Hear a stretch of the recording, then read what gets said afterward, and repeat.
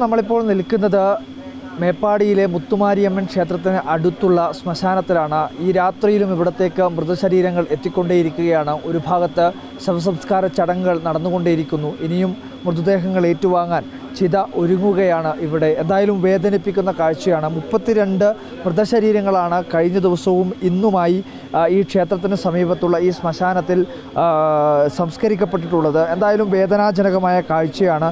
തൊട്ടു മുമ്പ് നമ്മളിവിടെ എത്തിയ ഘട്ടത്തിൽ ഒരു 58 വയസ്സ് പ്രായമുള്ള വിജയൻ എന്ന് പറയുന്ന മലപ്പുറത്തു നിന്നും എത്തിയിട്ടുള്ള ഒരു ചേട്ടൻ നമ്മളോട് സംസാരിച്ചിരുന്നു. അതായത് 5 വയസ്സ് പ്രായമുള്ള ഒരു കുഞ്ഞിൻ്റെ മൃതദേഹം അല്പസമയം മുമ്പ് സംസ്കരിക്കുന്ന ഒരു വേദനാജനകമായ അവസ്ഥ.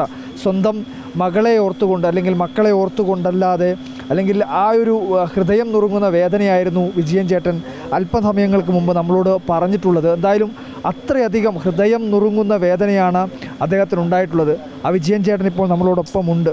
വിജയേട്ടാ, എന്താ അവസ്ഥ? നേരത്തെ ഏട്ട പറഞ്ഞ പോലെ 5 വയസ്സുള്ള ഒരു കുട്ടിയുടെ മൃതദേഹം കഴിഞ്ഞു. അതിൽ ഇതിലെ മറ്റേ ഇതിൻ്റെ ഗ്യാസിന് ദഹിപ്പിക്കുന്ന സംവിധാനമാണ് ചിതാഗ്നിയിൽ, അതിലാണ് അത് ചെയ്തത്. ഇതാണ് ഒരു വീട്ടിലത്തെ 5 ആൾ മരിച്ചതിലത്തെ 4ാമത്തെ ആളാണിത്. ഇനി ഒന്നും കൂടി കൊണ്ടുവരേണ്ടതാണ്.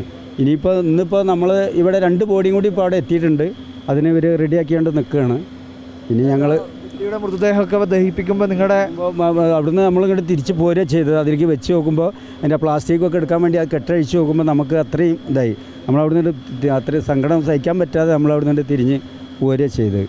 അത് കഴിഞ്ഞു. ഇപ്പോൾ അത് ബോഡി കഴിഞ്ഞുകൊണ്ടിരിക്കുകയാണ്. അത് 32 മൃതദേഹങ്ങളാണ് ഇന്നലെയും ഇന്നുമായി ഇവിടെ സംസ്കരിച്ചിട്ടുള്ളത്. ഇപ്പോഴും മൃതദേഹങ്ങൾ സംസ്കാര ചടങ്ങുകളെല്ലാം തന്നെ ഇവിടെ നടന്നുകൊണ്ടേയിരിക്കുകയാണ്. സേവാഭാരതിയുടെ പ്രവർത്തകരാണ് ഇവിടെ ഈ മൃതദേഹത്തിൻ്റെ സംസ്കാര ചടങ്ങുകളെല്ലാം ഏറ്റെടുത്ത് നടത്തുന്നത്. ഇവർ പല മേഖലയിൽ നിന്നും എത്തിയിട്ടുള്ളതാണ്, പല ജില്ലയിൽ നിന്നും എത്തിയിട്ടുള്ളതാണ്. ഒറ്റപ്പാലത്ത് നിന്നും അതുപോലെ തന്നെ മലപ്പുറത്ത് നിന്നുമൊക്കെ ആയിട്ട് ഇവിടത്തേക്ക് എത്തിയിട്ടുള്ളവരാണ് ഇവരെല്ലാവരും തന്നെ.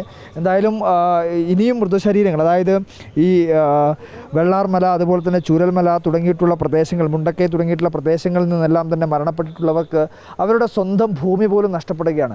സാധാരണഗതിയിൽ മരണപ്പെട്ട് കഴിഞ്ഞാൽ നമ്മൾ പലരും പറയാറുണ്ട്, മരണപ്പെട്ട് കഴിഞ്ഞാൽ മനുഷ്യൻ്റെ ആകെയുള്ള സ്വത്ത് എന്ന് പറയുന്നത് ഒരു 6 അടി മണ്ണാണ്. പക്ഷേ ആ മണ്ണ് പോലും പ്രകൃതി കൊണ്ടുപോകുന്ന ഒരു മലവെള്ളപ്പാച്ചിൽ കൊണ്ടുപോകുന്ന ഒരു അവസ്ഥയാണ് കാണാൻ വേണ്ടി കഴിഞ്ഞത്. അവർക്ക് ഈ മൃതദേഹം സംസ്കരിക്കാൻ പോലുമുള്ളൊരു സ്ഥലമില്ലാത്തൊരു പരിമിതിയുള്ള ഘട്ടത്തിലാണ് ഈ മേപ്പാടിയിൽ തന്നെയുള്ള മുത്തുമാരിയമ്മൻ ക്ഷേത്രത്തിനടുത്തുള്ള ഈ പറയുന്ന ശ്മശാനത്തിൽ ഇതിനു വേണ്ടിയിട്ടുള്ള സൗകര്യം ഏർപ്പാടാക്കിയിട്ടുള്ളത്.